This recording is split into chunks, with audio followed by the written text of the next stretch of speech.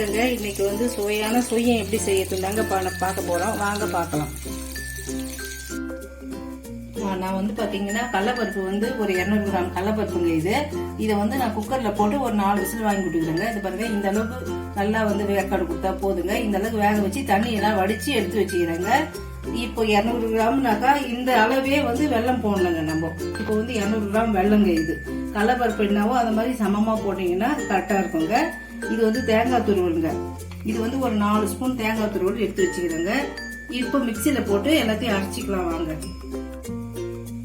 இப்ப பாத்தீங்கன்னா கடலைப்பருப்பு வெந்துடுச்சுங்க. ஒரே ஒரு பல்ஸ் கொடுத்தீங்கனாலே நல்லா அரைச்சிடுங்க. முதல்ல கடலைப்பருப்பு தனியா அரைக்கணுங்க. அதுக்கப்புறமா தான் நம்ம வந்து வெல்லத்தை வந்து கூட கலக்கணும். இப்போ வந்து அரைச்சிட்டேங்க. இந்த பாருங்க, இந்த அளவுக்கு அரைச்சா போதுங்க. ரொம்பவும் வந்து மெசிஞ்சா நல்லா இருக்காதுங்க. இந்த மாதிரி கொஞ்சம் குறைன்னு இருக்கணும். ஒவ்வொரு பருப்பு இருந்ததுன்னா தாங்க நல்லா சாப்பிடும் போது நமக்கு டேஸ்ட் கொடுக்கும். அதனால இந்த மாதிரி நீங்க உதிரியா அரைச்சிக்கோங்க. இதுக்கப்புறம் நம்ம இதுல வெல்லத்தை போட்டு ஒரு ஓட்டு ஓட்டணுங்க. இப்ப நம்ம வெள்ளத்தை இதுலயே போட்டுடலாங்க. இது வந்து மண் இல்லாம சுத்தமான வெள்ளங்க. அதனால நம்ம அப்படியே போட்டு அரைக்கிறோம். நீங்க வந்து வாங்கும் போது இதே மாதிரி கொஞ்சம் சுத்தமான வெள்ளமா பார்த்து வாங்குறீங்கன்னா நல்லா இருக்குங்க. இப்ப இல்லைன்னா நம்ம பாகு எடுத்து அதை காய்ச்சணும்னா ரொம்ப டைம் பிடிக்குங்க. இது வந்து அப்படியே ஈஸியா இருக்கும். இப்ப இந்த மாதிரி நம்ம ஓட்டினாலே போதுங்க. இப்ப பாருங்க, வெல்லம் போட்டு நான் அரைச்சிட்டேங்க. பாருங்க எவ்வளவு நல்லா கட்டியா இருக்குது பாருங்க. இப்ப நம்ம பாகு எடுத்துன்னு வச்சீங்களா இவ்வளவு இந்த மாதிரி வராதுங்க. இப்ப நம்ம இதுனா அரைச்சதால ஈஸியா இருக்குது பாருங்க. இப்ப நம்ம ஒரு உருண்டை பிடிக்கிறோம்னு வச்சுங்க. இது பாருங்க, இப்படியே எடுத்து நம்ம சொய்யம் போட்டுடலாங்க. ஆனா பாகு இருந்தா ஆறணும், ரொம்ப நேரம் பிடிக்குங்க. இப்ப நம்ம இது கூடவே வந்து தேங்காய் கொஞ்சம் கூட போட்டு ஒரு இது பல்ஸ் கொடுத்துடலாங்க. இந்த தேங்காய் துருவல இதுலயே போட்டுடலாம். இதையும் போட்டு நம்ம ஒரு ஓட்டு ஓட்டிட்டா அப்படியே எல்லாத்தையும் ஒன்னா கலந்துடுங்க. அவ்வளவுதாங்க. இப்ப பாத்தீங்கன்னா எல்லாத்தையும் நான் அரைச்சி எடுத்து வச்சுட்டேங்க. இப்ப நமக்கு தேவையான அளவுக்கு இதை நம்ம உருண்டை பண்ணிக்கலாம். இப்ப நம்ம இந்த மாதிரி உருண்டை பண்ணி வைக்கிறதுக்கு ஈஸியா இருக்குங்க.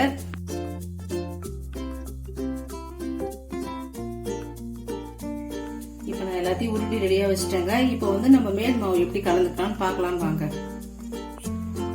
இது வந்து ஒரு கப்பு கோதுமை மாவுங்க. இது கூடவே ஒரு கப்பு மைதா மாவுங்க. இது உங்களுக்கு மைதா மாவு வேணாலும் நீங்க கோதுமை மாவை கூட சேர்த்துக்கலாங்க. வெறுமே கோதுமை மாவு கூட செய்யலாம். இது கூடவே 3 ஏலக்காவும் தட்டி போட்டுக்கலாம். இது கூடவே வந்து ஒரு 4 ஸ்பூன் சர்க்கரை போட போறேங்க. உங்களுக்கு வந்து மேல் மாவு ஸ்வீட் வேணும்னா போட்டுக்கோங்க. இல்லைன்னா நீங்க வெறுமனே சால்ட் போட்டா கூட போதுங்க. அது கூட கொஞ்சம் சால்ட் போட்டுக்கலாங்க. ஏன்னா அப்பதான் ஸ்வீட் எடுத்து கொடுக்கும். அதனால இதை போட்டுக்கலாம். இப்ப இது எல்லாத்தையும் ஒன்னா நல்லா கலந்து விட்டுலாங்க. நல்லா ஒன்னா கலந்துட்டு இதுக்கப்புறம் தண்ணி ஊத்தி நம்ம இந்த மாவை வந்து கரைச்சிக்கலாம்.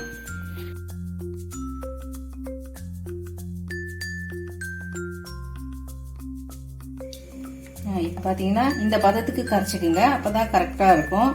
இப்ப இந்த அளவுக்கு உங்களுக்கு தண்ணி ஊத்தி கரைச்சிங்கன்னா போடுறதுக்கு சரியா இருக்குங்க. நம்ம போட்டுடலாங்க. இப்ப நம்ம உருண்டி வச்ச பூரணத்தை எடுத்து மாவுல துவைச்சு எண்ணெயில போட்டுடலாங்க.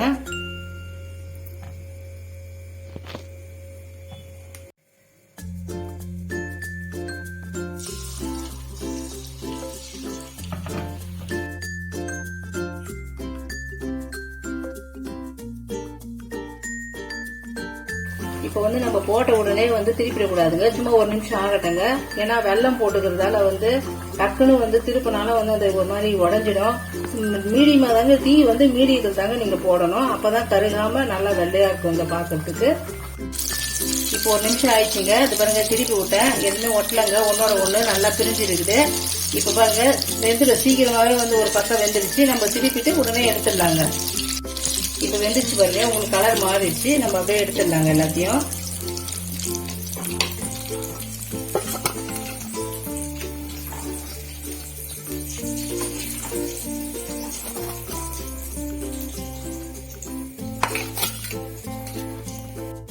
இப்ப பாத்தீங்கன்னா நான் எல்லாத்தையும் எடுத்துட்டேங்க. எவ்வளவு ஈஸியா இருக்குது பாருங்க. இதே மாதிரி நீங்களும் வந்து உங்க வீட்டுல செஞ்சு ட்ரை பண்ணி பாருங்க. ரொம்ப ஈஸியாவும் இருக்கும், நல்லா சுவையாவும் இருக்குங்க. நீங்களும் செஞ்சு சாப்பிட்டு பாருங்க. இந்த வீடியோ உங்களுக்கு பிடிச்சிருந்ததுன்னா ஷேர் பண்ணுங்க, லைக் பண்ணுங்க, சப்ஸ்கிரைப் பண்ணுங்க.